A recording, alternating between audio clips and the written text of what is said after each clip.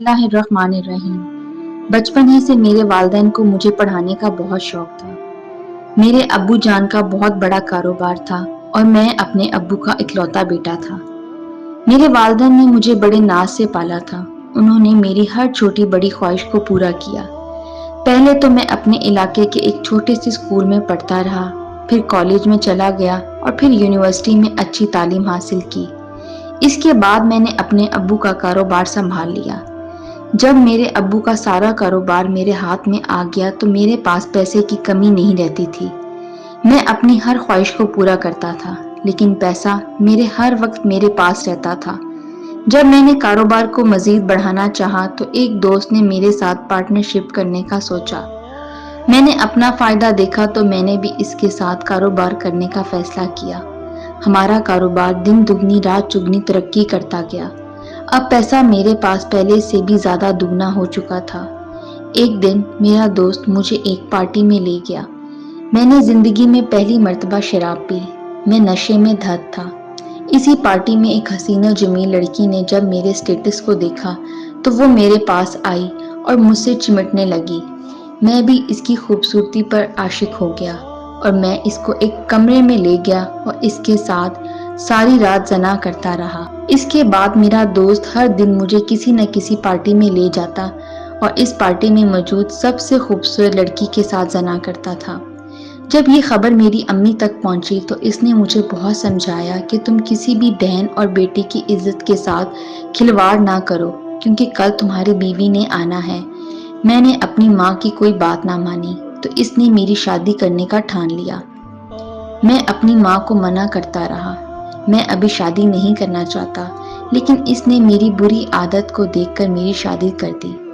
میری بیوی بہت خوبصورت اور حسین و جمیل تھی، لیکن میں نے اپنی بیوی کے ساتھ صرف ایک رات ہم بستری کی اور اس کے بعد روز رات کو اپنے دوست کے ساتھ کسی نہ کسی پارٹی میں چلا جاتا ہوں اور اس پارٹی میں موجود حسین و جمیل لڑکی کے ساتھ زنا کرتا اور آدھی رات کو گھر واپس آ جاتا تھا۔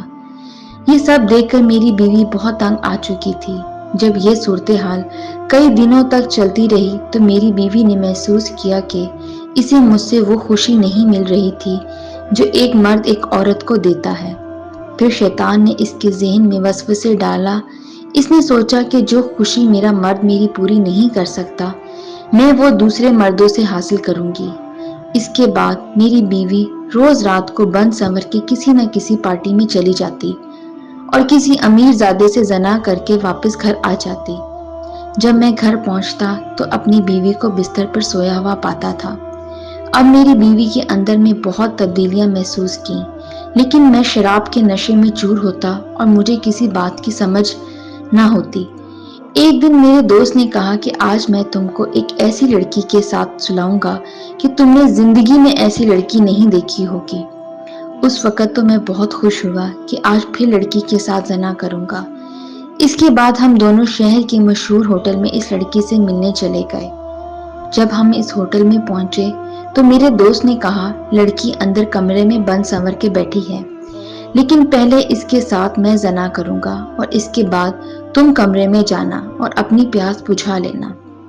میرا دوست کمرے کے اندر گیا اور اس لڑکی کے ساتھ 3 گھنٹے تک زنا کرنے کے بعد وہ باہر واپس آیا۔ میں ساتھ والے کمرے میں اس کا انتظار کر رہا تھا۔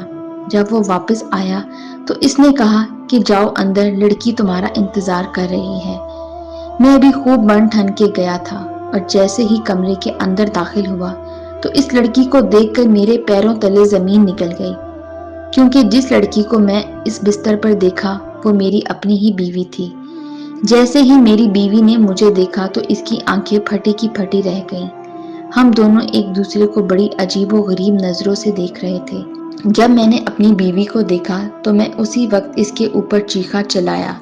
ہمارا شور سن کر میرا دوست آیا اور جب اسے پتا چلا کہ جس لڑکی کے ساتھ وہ 3 گھنٹے تک زنا کر کے گیا تھا وہ میری بیوی تھی، تو اس نے سوچا کہ ایسے دوست کے ساتھ کیسے کاروبار کر سکتا ہوں جس کی بیوی ایسے کام کرتی ہے۔ اس نے اسی وقت کاروبار ختم کر دیا اور میرا کاروبار تباہ ہو گیا۔ میں نے اپنی بیوی کو اسی وقت اسی کمرے میں طلاق دے کر واپس اپنی ماں کے پیروں کے قدموں میں گر گیا اور اپنی ماں سے معافی مانگنے لگا۔ یہ سب دیکھ کر میری ماں بڑی حیران ہوئی کہ آج میرے بیٹے کو کیا ہو گیا ہے، جو ٹھیک سے میرے ساتھ بات نہیں کرتا تھا آج میرے قدموں میں کیسے گر گیا۔ میری ماں نے مجھے سہارا دے کر اٹھایا اور پوچھا تو میں نے اپنی ماں کو سب کچھ بتا دیا، اور یہ بھی بتا دیا کہ میں اپنی بیوی کو ابھی طلاق دے کر واپس آ رہا ہوں۔ میری ماں نے یہ سنا تو بہت پریشان ہوئی اور اس نے کہا کہ بیٹا، اس کام میں تیری بیوی کا قصور نہیں، اس کے جرم میں تو نصف حصے دار ہے۔ تم نے اپنی اتنی حسین و جمیل اور نوجوان بیوی کی وہ خواہش پوری نہیں کی اور اسے وہ خوشی نہیں دی جو ایک مرد اپنی بیوی کو دیتا ہے، اس لیے اس نے وہ خوشی حاصل کرنے کے لیے دوسرے مردوں کا سہارا لے لیا۔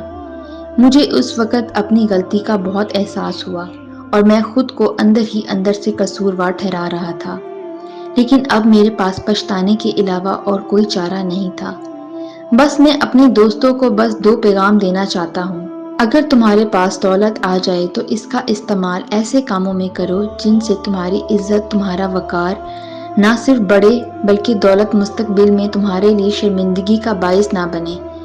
میرا دوسرا پیغام ان مردوں کے لیے ہے کہ جو شوہر اپنے گھر میں موجود خوبصورت اور حسین و جمیل بیوی ہونے کے باوجود دوسری لڑکیوں کے ساتھ زنا کرتے ہیں، تو ان کی بیویاں بھی ایسے ہی کام کرتی ہیں اور ان کا انجام بھی ان کی طرح ہوتا ہے، کیونکہ میں نے یہ سب کام کر کے نہ صرف اپنی دولت کو گنوایا بلکہ ایک روشن مستقبل کو بھی گنوا بیٹھا۔ اللہ تعالیٰ سے دعا کریں کہ اللہ تعالیٰ ہمیں ایسے گناہ اور برائیوں سے محفوظ رکھے، آمین۔